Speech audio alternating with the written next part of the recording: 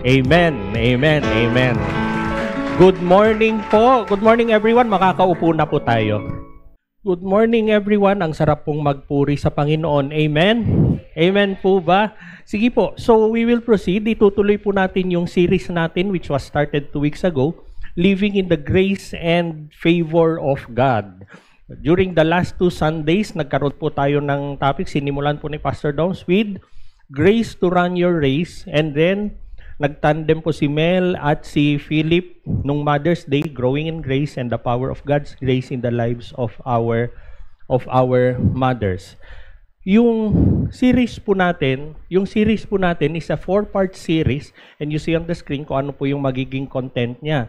So we started on May the 4th, tapos nung last week, actually it was about growing in the grace of God. Today we would be dito po tayo sa Rejoicing in Hope. And then next week po, si Kuya Peps and si TJ, sila po ang magpipreach for us and they will deliver the word of walking in the favor of God. So today, sabi nga natin, is about rejoicing. Rejoicing in hope. Could that even be possible? Ang scripture po natin is the same scripture that is covering yung entire series natin, which is Romans 5 verse 2. We have also obtained access through Him by faith into this grace in which we stand, and we boast in the hope of the glory of God. Ito po yung key verse natin for the entire series. But let me start today and set the tone of our message today with a very powerful statement which says that hope is not a fragile wish whispered in uncertainty.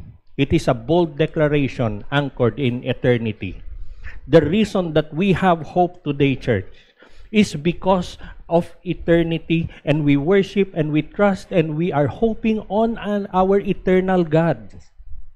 On our eternal God. And we will see today kung bakit po ganyan yan. Kasi we could anchor our hope elsewhere. But we chose God.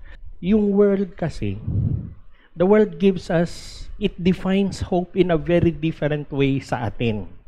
It gives us vague optimism, yung mundo. I hope I get better. I hope gagaling ako sa sakit ko. I hope I will succeed. Or sana ganito ang mangyari. Or kung minsan pag mag-pray tayo, Lord, nawa napakinggan niyo ako. Anong klaseng hope po yon? But biblical hope is totally different. Iba po ang biblical hope kasi it is not grounded on possibilities, it is neither influenced by circumstances, it is not. But it is grounded on a person, it is grounded on Jesus Christ. When we talk about grace, ang grace po, we think of it as a concept, we think of it as something we read from the Bible. But grace, church, is a person and His name is Jesus. You will never find grace elsewhere than Jesus Christ. Sa Kanya lang po manggagaling yan. Through Him, through Jesus, Paul writes, we boast in the hope of the glory of God. Only through Jesus Christ. Hindi po pride ito. It is not being prideful in ourselves. Pero ito po ay napakalalim, which is spirit-born within our hearts. It is a spirit-born joy in our hearts. And it is trusting in a future that is glorious. Bakit? Because God is faithful. Nobody else. Yung hope in Jesus Christ ay hindi gaya ng hope ng mundo. Yung hope ng mundo kumukupas po. I hope I get well. Paano kung hindi ka nag-get well? Wala na. Hope in the world ang nangyayari po doon. Pero yung hope na meron tayo is the kind of hope that even in our darkest moments, it glows. It glows pa rin. It is something that you choose. Ito po yung tinatawag natin na isang liwanag sa dilim. Umugaman ang buhay natin when you put your hope in Jesus Christ. Bakit ka nagiging matatag? It sings even through sorrow that we have. And yung hope po natin ay hindi passive. When we have hope in Jesus Christ, it is not passive. It causes us to rejoice. It erupts in joy. Bakit? Kasi we possess a guarantee, all of us, that God is our victory. Saan ba nanggagaling ang victory mo? Eksakto po dun sa kinanta ni Earl kanina. He is our victory. If your victory is your promotion, if your victory is your diploma or your bank account with so many zeros, kukupas po yun. Hindi na po bago sa atin yung sinasabi natin na hindi mo rin naman madadala yan. What you can bring with you is the victory of Jesus Christ. The hope that we have. It helps someone who lost someone they love and they still can worship God. It puts a smile in a cancer patient. It causes someone who is persecuted to still believe. It causes a mother to pray maski pinagsasagot ka ng anak mo. It causes a mother to pray maski nagloko yung anak mo. It causes a student to persevere maski yung mga grado mo kailangan na ng resurrection. This is our inheritance in Jesus Christ, church. We are not a people of doom and fear. We are a people of promise and glory. Each of you, each of us, we are a people of promise and glory, not fear. Fear is a spirit and it is a bad one. It is a spirit, but we are not slaves to fear. Hindi ka sunod-sunuran sa fear. Fear will not dictate your life. Hindi po. Pero we are a people of promise and glory. Rejoicing and hope is not ignoring the pain of life. Yun po. Dun muna tayo. Hindi ko sinasabi na pag meron kang sakit, ay sasabihin mong wala. Meron. Meron po. It is not ignoring the pain of life. It is choosing to see the future God has already secured and living in its joy now. We choose what God has prepared for us. We do not ignore the pain, pero ipapaling mo yung focus mo from that pain to Jesus Christ. We will focus it on Him. So today,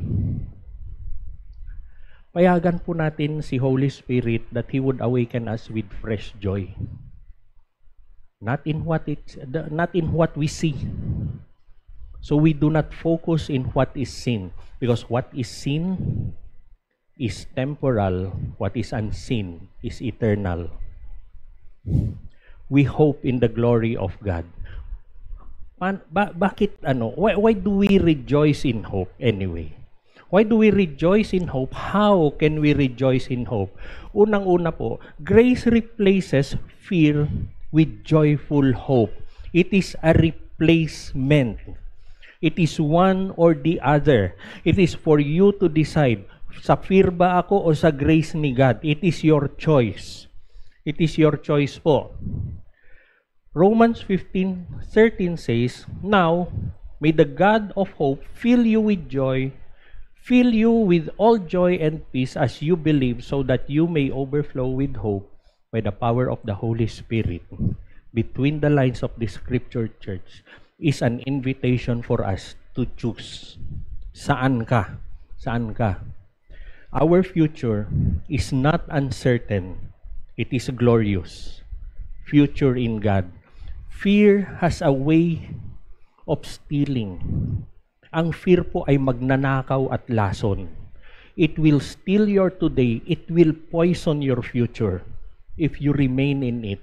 We hear two voices, fear and grace. Anong sasabihin ng fear sa iyo? Kulang ka naman eh. Hindi mo kaya yan. Plan B ka na lang. O ano man yung plan B na yan. You are not your own. Papaniwala ka dyan sa Diyos mo. Hindi totoo yan. Tutulungan ka ba? Ba't ka may sakit ngayon? Gagaling ka ba? Baka hindi na. Yun po ang sinasabi ng fear sa atin. But grace speaks louder than fear. Bakit? Through Jesus Christ, we rejoice in hope. Not because life is predictable, because it is not, but because God is unchanging. Hindi nagbabago yung Diyos natin. Kaya pwede tayong kumapit at huwag bumitaw sa Kanya kaysa yung mundo na paggipitan na, magkakalimutan na.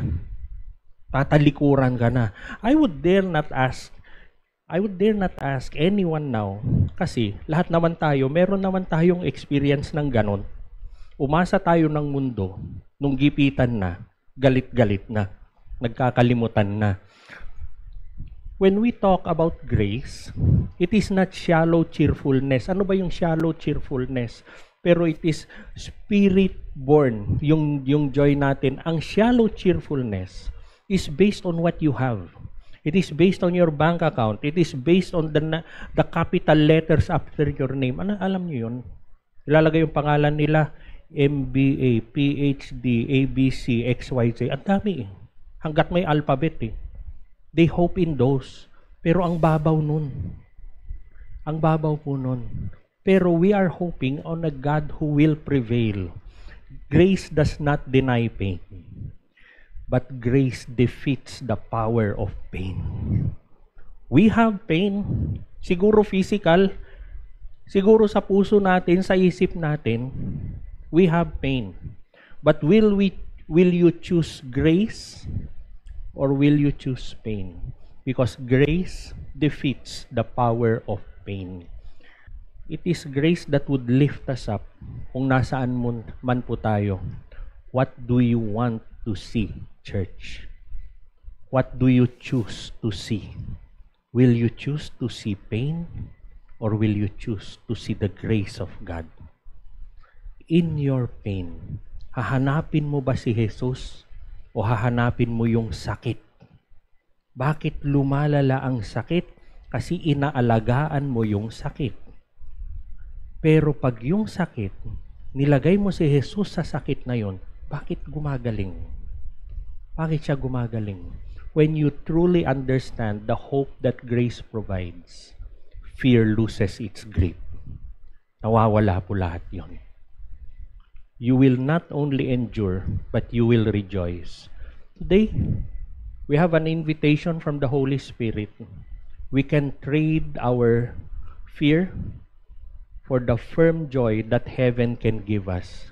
We can trade ashes for beauty.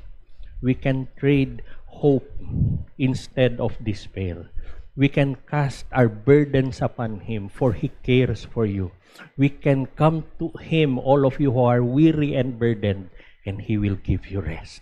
What do you choose, church? Will you choose to be in that pain at walang rest? Will you choose to be in that burden? Or will you choose someone who cares for you? It is a choice na meron po tayo. Replace na po natin yung anxiety na yan. We replace it with confident rejoicing. We replace it with God's promises. It is a choice that we need to make. We choose to pray. We choose to trust. We choose to replace yung anxiety natin po. Ask yourself today, are you rejoicing in the hope of God? Or are you stuck in fear? What is causing you fear today? Ano ang nagpapastress sa iyo ngayon? Ano ang nagpapastress sa iyo ngayon? Ano yung nakakatanggal ng peace mo ngayon? Doon ka ba? Or doon ka sa Panginoon? It is a choice that we will make.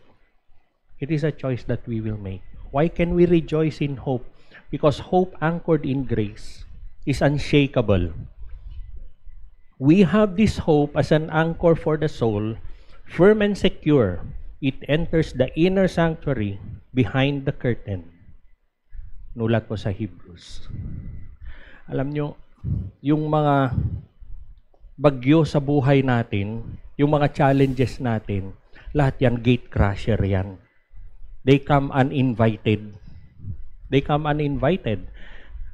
Yung loss, yung delay, yung betrayal, yung illness, losing your job, sickness, falling, yung business mo na bumabagsak, yung anak na nagloloko, ano po lahat yan? Uninvited. Who would even dare invite them? Pero hindi po. Yung waves na sinasabi natin, yung metaphorical waves na sinasabi natin, nandyan sila pero they do not ask our permission. They happen. And when our hope is anchored on shallow waters of success, of relationships, of finances, we drift away. We drift away. Pero, ano ang dinedeclare ng Scripture po? That we have hope that is an anchor of our soul, sabi. Anchor for the soul, firm and secure. Sabi po ng Scripture natin. Bakit? Why? Because our hope is anchored not in what might happen, but in what God has already promised. Ang totoo naman po kasi hindi natin alam kung ano yung mangyayari. Let alone, this week, ang lakas ng ulan. Who would expect na may mga lugar na babaha? Pero nagbaha.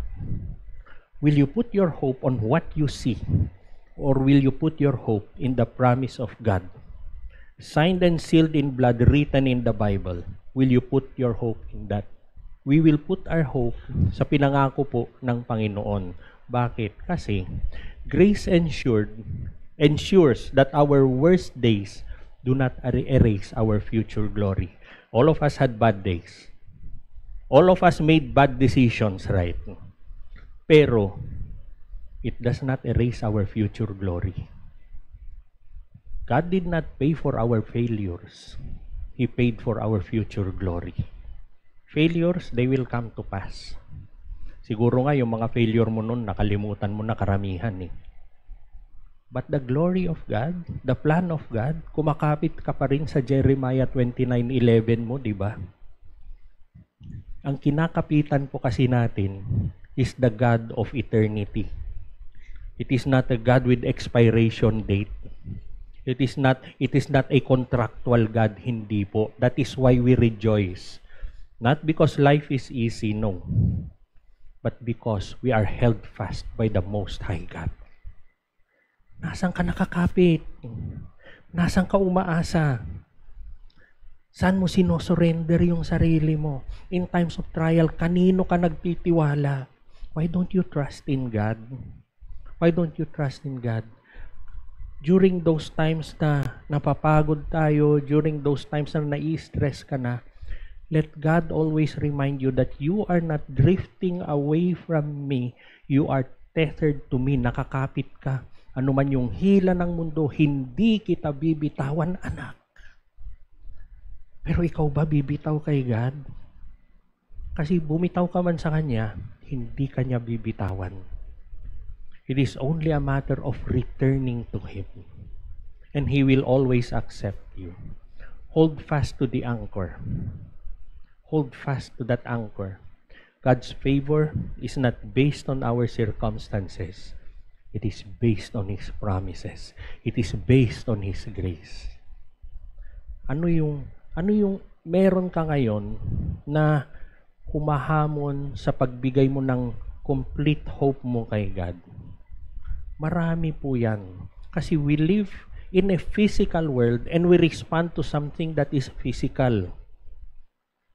Pero we can always trust in our eternal God. Sana ibigay natin yung hope natin sa Kanya. And why do we rejoice in hope? And this is very important, church. Why do we rejoice in hope? Because rejoicing in hope witnesses to the world. Yung grace, yung hope, yung favor na natatanggap natin ay hindi atin lang. Ito po ay isang patutuo sa mundo. Ito po ay isang patutuo. But in your hearts, regard Christ the Lord as holy, ready at any time to give a defense to anyone who asks you for a reason for the hope that is in you. Bakit ka hopeful? Bakit ka nagtitiwala sa Panginoon? Magtataka ang mundo. Magtataka ang mundo. A Christian, a joy-filled Christian is a very powerful testimony. Buhay mo palang, hindi ka palang nagsasalita, patutuo na yung buong buhay mo. Patutuo na po yun. A rejoicing heart in a hopeless world is a bright light on a dark night. Are you a rejoicing heart? Do you choose to be a rejoicing heart? Naka-encounter na po ba tayo ng somebody na so full of God, so full of grace na they can brighten our conversations. Yung puro nega na yung mga kausap mo, pero pag sila yung nagsalita, biglang nabaliktad lahat. Masaya lahat ang tao. Or hindi pa sila nagsasalita, yung aura pa lang nila, masaya ka na. Have we experienced that? I hope you're that person. I hope you're that person. I hope na after yung service natin ngayon, hindi ka pa nagsasalita, patutuo na yung buhay mo. Nakikita yung God na meron ka. Nakikita na po yun. When you live in unshakable hope, people will notice. People will notice. Galit na sila sa results ng eleksyon. Pero ikaw pa rin yung nagsasabi that God is sovereign. That every authority has been established by God, whether you like it or not, so you better trust in your God, not in whom you voted. Yun po yun. Bakit? Bakit po ganun? Kasi, yung mundo po natin, it promotes, it expects despair, and complaint, and anxiety, and bitterness, and away-away. Yun ang gusto ng mundo. Ano yung mga teleserye na pinakasikat? It is those that talk about despair, of complaint, of away-away, of bitterness. Bakit kumikita yun? Subukan mo mag-teleserye ng masaya lang, walang manonood. Kasi yun ang mundo. Pero ang teleserye ng Diyos, nandyan sa Biblia po natin, masaya. There is hope in that. The one who rejoices in God, the one who rejoices in hope, they stand, not because life is easy, but because joy flows from a different well sa puso nila. Sa ibang balon sila sumasalok ng pag-asa. Living water ang iniigib nila. But whoever drinks from the water that I will give him will never be thirsty again. In fact, sabi ni Jesus, the water I will give them will become a well of water springing from eternal life. Living water, living hope. What do you have in your heart, church?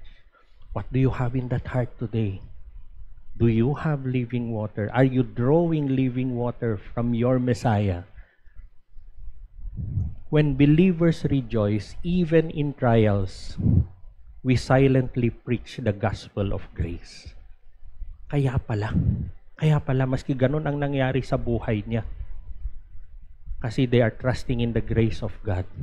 We tell the world that my God is greater than my pain. My joy is deeper than that valley. My future is secure. Joyful hope is evangelism without a microphone.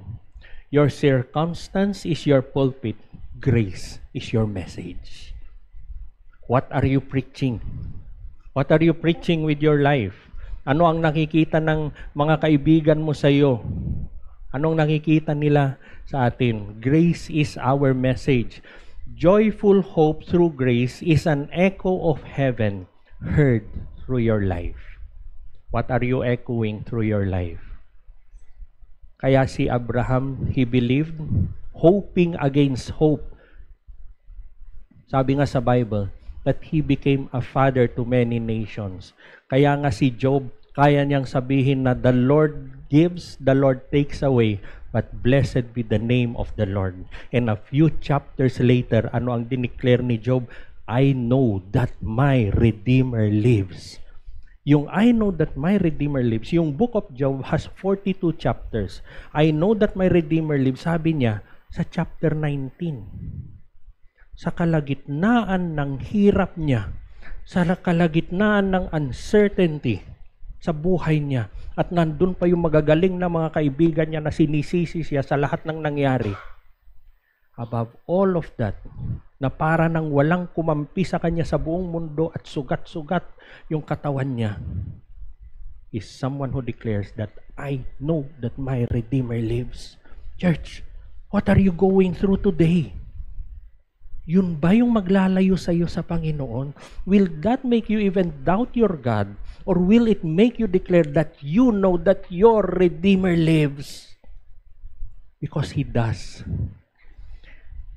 This is the reason that Jesus endured the cross. Ano yung sabi sa Scripture? For the joy set before Him, He endured the cross, despising its shame. He did not rejoice in suffering. Jesus did not rejoice in suffering, but He rejoiced in the purpose of His suffering. Nandun ka sa puso niya during all those times.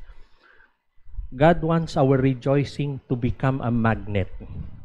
Para yung nakakakita sa iyo, they will be attracted to your God. Kaya meron ng taong to, ganito na yung kalagayan niya, pero hindi siya bumibitaw sa Diyos niya. Ano yung kalagayan mo, kapatid? Ito ba yung maglalayo sa iyo sa Diyos mo? O ito yung lalo kang kakapit sa Diyos mo? Because people are watching. People are watching. And they would start thinking na ano yung meron siya na wala ako. And later to understand, gusto ko rin yun. Gusto ko yung Diyos niya. Then you point them to Jesus and hindi ka na maghihirap na mag-share ng gospel sa kanila. You point them to Jesus who is the source of your hope and it will be theirs also. Then together you will worship. Together you will worship God. Sabay kayong magkakanta. Alam niyo yung kanta? I've got peace like a river. Yung mga kaedad ko, alam niyo ba yon? I've got peace. Sige nga, sabay-sabay. I've got peace in my soul because there is grace, church. Then you can have peace like a river, living water. Umaagos, hindi mapigilan. You want that. We want that, right?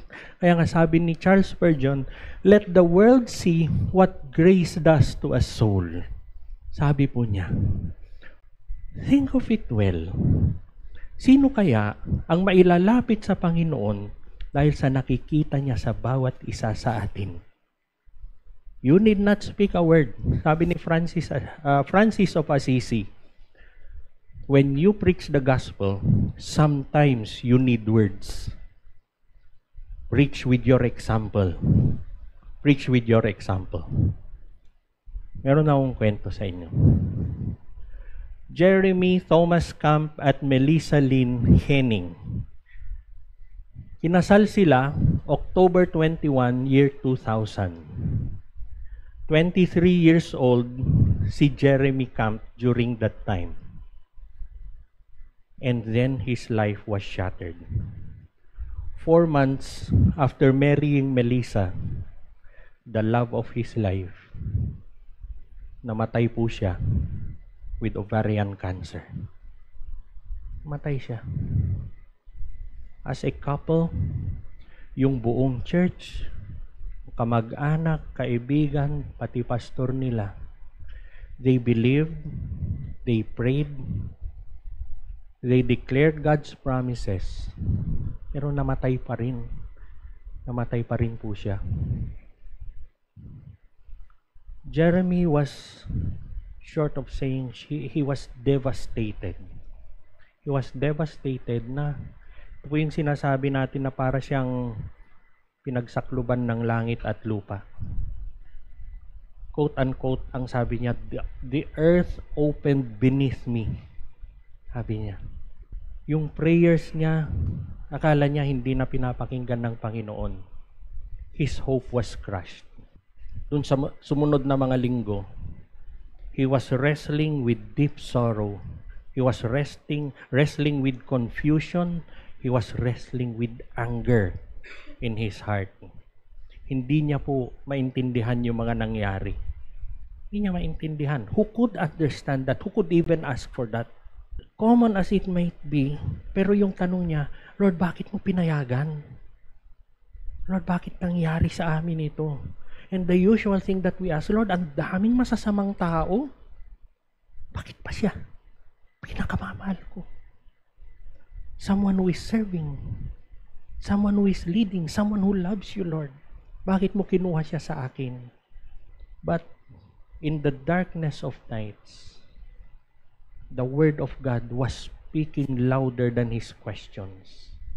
And throughout those weeks, throughout those days, throughout those dark nights sa buhay niya, isang verse lang yung lagi at laging bumabalik sa kanya. He would not want to open his Bible, but for some reason, it opened into only one scripture. Isa lang yung nakikita niya. The scripture says, "My grace is sufficient for you, for my power is perfected in weakness." Iniwasan niya, tinalikuran niya, pero bumabalik. Ayaw niyang buksan yung Bible niya. Pagbukas ng TV, nandun. Mga kaibigan niya, yan din ang sinasabi. And it was God speaking to him, and God's grace began to restore what was broken. May support yung kanyang family, yung kanyang pastor, yung kanyang mga kaibigan, and all of them pointed him back to Jesus. Jeremy stood slowly, unti-unti naririgay niya, and he wrote the song, "I Still Believe." Sinulat po niyan as a declaration of faith, not rooted on circumstances, but in the unchanging love of God. Ito ay isang kanta of his raw grief in losing Melissa. It is a lament, it is likewise a declaration of faith. Later, ni-record niya po yan. Ni-record niya yan at nag-debut yung album po niya. But I want us to understand one thing. Nung sinulat po niya yan, it is not when he has recovered. Hindi po ito yung 60% recovered na ako, 80% recovered na ako, tapos sinulat niya. Sinulat niya yan sa kalagitnaan ng pain, ng uncertainty, ng galit niya sa Panginoon. Sinulat niya yan. And he was able to declare na, "Lord, ganito man yung nangyari sa akin, hindi ko man maintindihan, but Lord, I still believe. I still believe." Today, si Jeremy may pamilya na siya. He remarried. And very often, marinig natin sinasabi niya, hope does not remove pain, but it gives it purpose. Yung buhay po niya, it is a testimony that God's grace is truly sufficient, even in the ashes. Even in the ashes. Church, choose to rejoice in hope. Can we choose to rejoice in hope? Yung biblical hope kasi ay hindi yan wishful thinking. Hindi po. Kung nadapa ka, nadapa ka. Kung nasugatan ka, nasugatan ka. Hindi po totoo yung nadapa tapos papalakpak, tuwan-tuwa, praise the Lord. Hindi po. Masakit yung sugat. Aminin po natin yon. It is not wishful thinking. It is spirit-empowered reality. We choose the reality of God, anchored in the glory of God. Through grace, we are not only justified and at peace with God, we are invited to rejoice. And I want us to understand what grace is today, other than what we have learned over and over in the past. Grace, likewise, church, is an invitation. It is an invitation for us to rejoice in a future secured by the blood of Jesus Christ. Will we choose that today? Hindi po ito ordinary optimism.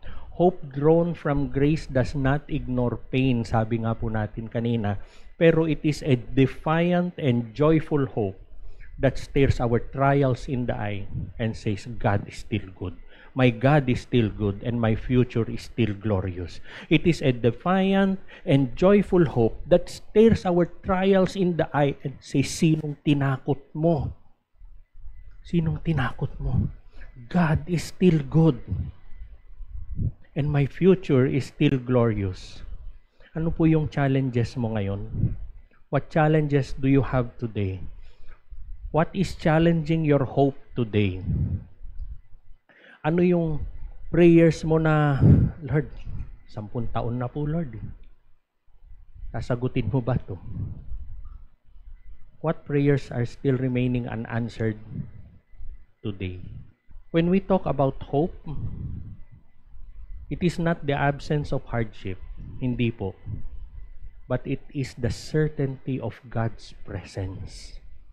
It is the promise of God's glory, even in the midst of our hardships. Kaya nga sinulat ni Paul, we boast in the hope of the glory of God. It is not an empty celebration, church. Hindi po. Pero it is a deep spirit-empowered joy that we have in our hearts. And it rises above the ashes. It is the kind of rejoicing that comes not from having all of the answers, but from being assured that the God whom we serve knows the future. Aanhin ko ang sagot kung meron naman akong Panginoon. We live in a world that trembles with fear. We live in a world that trembles with fear. Being physical beings, madalas ganun din naman po tayo. But God's people, we can sing in the storm. Not because the storm is gone, but because our anchor holds firm sa Panginoon. And that anchor, church, is grace. The same grace that saved us is the grace that gives us living hope. A future that is secured and an unshakable joy. Parang si Jeremy po. We might come to the end of ourselves. We might face moments of loss, of failure, of pain, of emptiness, of uncertainty, of doubt, of anger. But yung grace po that justified us is the same grace that gives glory to our destiny in God. And it gives us hope in our song. Yung story po ni Jeremy, it is a reminder for us that the greatest comeback is not the spotlight. Hindi po, but it is to our Savior. Do not seek the spotlight, church. Do not look for the spotlight. Seek for your Messiah. Seek Him with all of your heart. Today, ano man po yung hinaharap natin ngayon, whatever fear, why don't you choose to rejoice? Rejoice because you have hope. We rejoice not in our circumstances, but in the certainty of Jesus. Your joy is your witness sa mundo. Do not rejoice because life is painless, but we rejoice because Jesus is alive. And the Spirit is within us, and we have the resurrection power of God.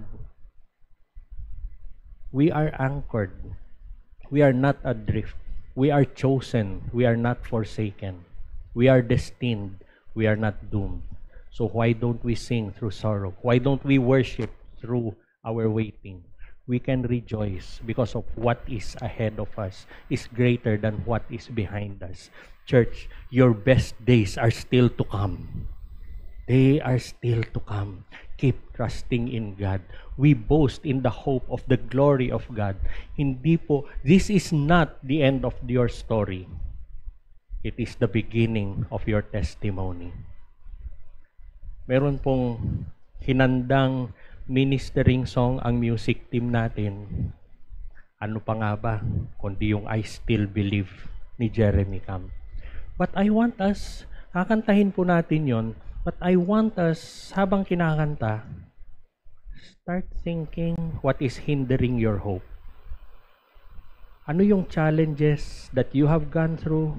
Ano yung challenges that you are going through today? But why don't you declare today na ano man yung pinagdadaanan natin, Lord, I still believe.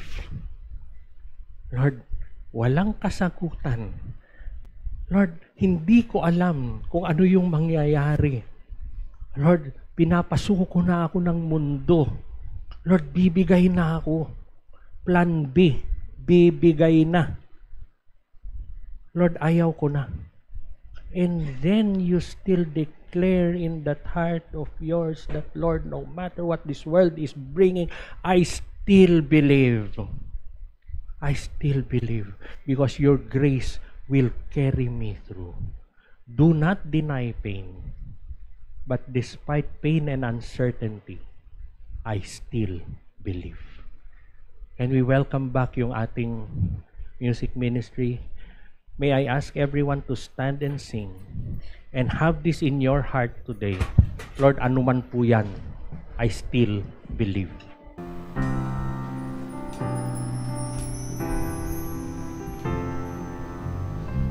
Scattered words, I still believe. We will end our message today by a declaration of all of us. I-declare po natin ito sa Panginoon. Sabay-sabay po tayo po tayo, i-declare po natin ito sa Panginoon. Ready? We declare, Lord, that I am justified by faith. I have peace with God. I stand in grace. I rejoice in hope. My past is forgiven. My present is secure. My future is glorious. I will not be moved by fear. I will not be shaken by trials. I will not be silenced in worship. I rejoice in the hope of the glory of God. In Jesus' name, amen.